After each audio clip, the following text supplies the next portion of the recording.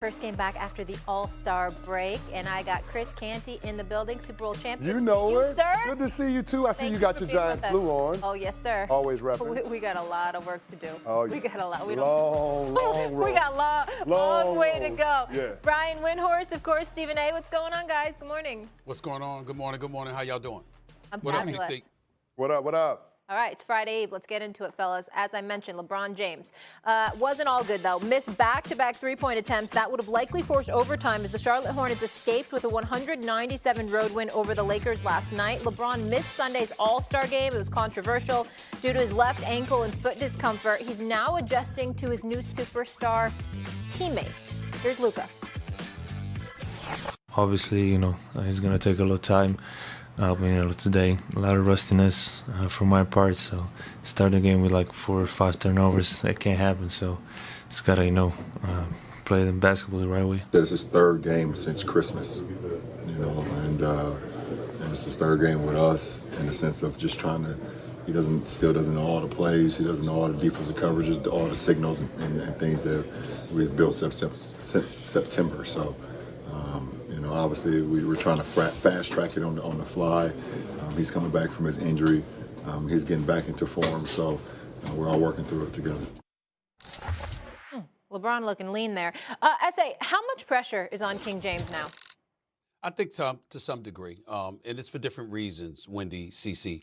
When you look at LeBron James, we got to consider the noise that has transpired. Fair or unfair, the noise is real.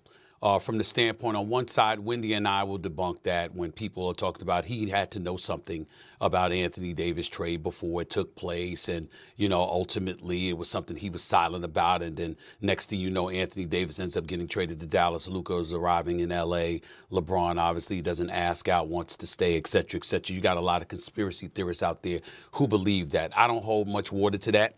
Neither does Wendy, as we've articulated on this show. But there's a flip side to it as well.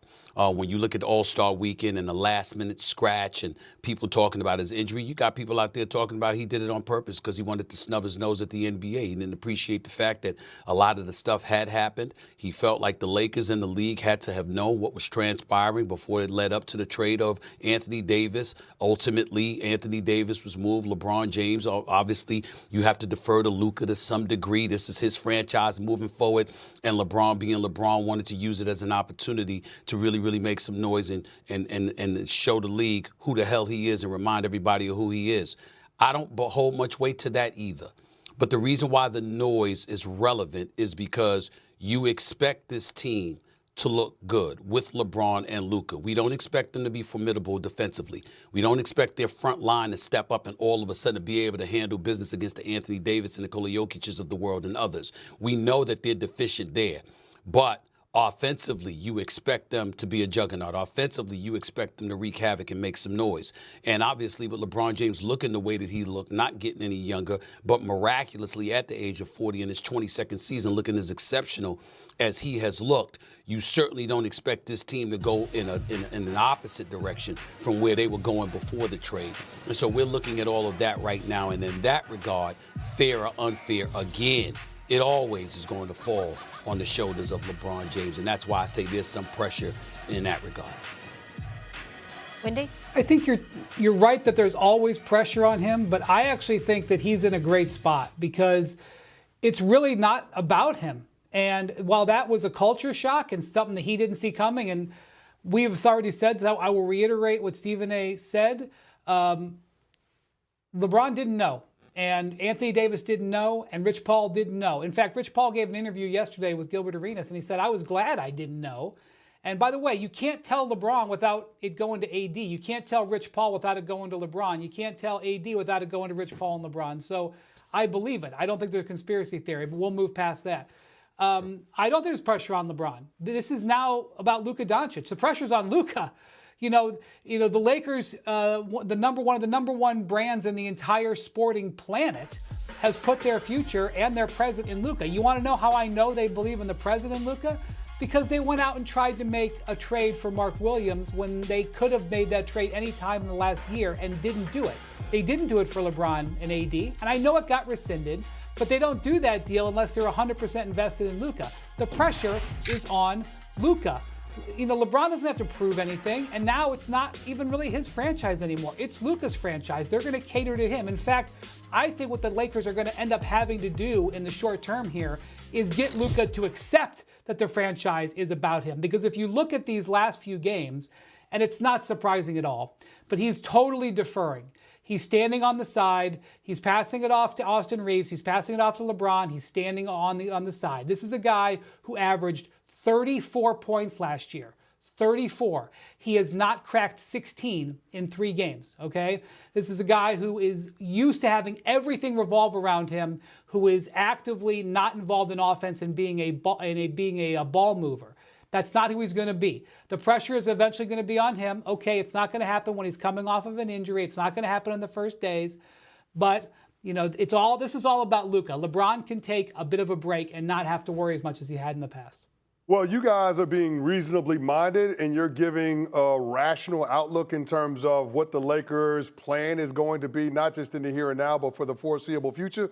But damn it, I'm a Lakers fan, and I ain't trying to be rational with this, especially when we got 2 top 10 players in the world, and both guys individually being more than capable of being able to carry a team to the championship rounds, being in the Final Four. And so when I'm asked the question about pressure being on LeBron James, there's always going to be pressure on him.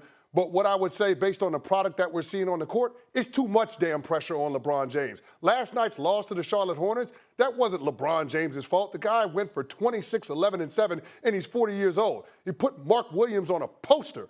He played great last night. It ain't LeBron James's fault that Luka was a turnstile for LaMelo Ball. It's not LeBron James's fault that Rui Hachimura misses 2 free throws down the stretch. It's not LeBron James' fault that Austin Reeves gets kicked out in the 3rd quarter. And it's not LeBron James's fault that the team missed 10 straight shots when the Hornets went on a 22-1 run in the beginning of the 4th quarter.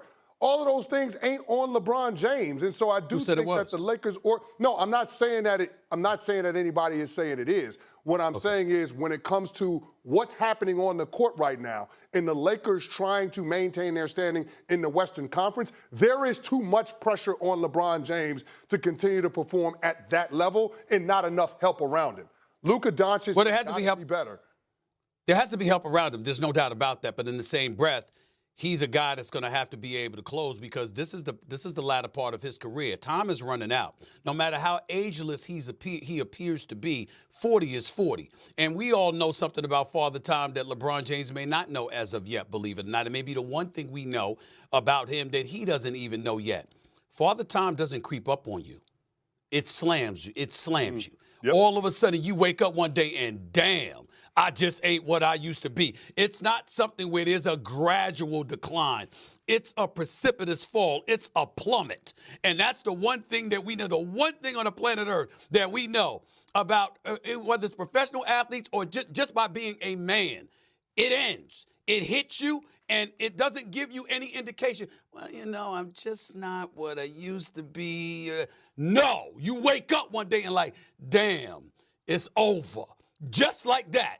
And so we have to make sure we take that into consideration when we're looking at LeBron James and the Los Angeles Lakers, and recognize the fact that, this is every opportunity is a prime opportunity, because you don't know where it's going to end. Because even though Luka is the future, there is no question about that. The reality is that the way LeBron James is playing, he is now. And the Lakers got to figure out a way to capitalize off of now. And losing to the likes of the Charlotte Hornets doesn't bode well for them when you got OKC, Denver, Houston, Memphis, even the Clippers, for crying out loud, and Dallas coming when you got everybody in the same conference. That doesn't, it's not a good look. This is the worst loss of the season for the Los Angeles Lakers. You want to worst respond loss to of that the season. before I push it Oh, forward? yeah. I mean, here's the thing. I think we have to acknowledge that the opportunities to win a championship are starting to diminish for LeBron James, which is why there's got to be some pressure on him in this situation, because in the twilight of his career, he's about trying to enhance his legacy. And he wants to try to win a championship. And so, yeah, there is going to be pressure. I just feel like there is more burden put on LeBron James than what should be at this stage of his career. And you got to point to the front office of the organization in terms of what's around him and the obvious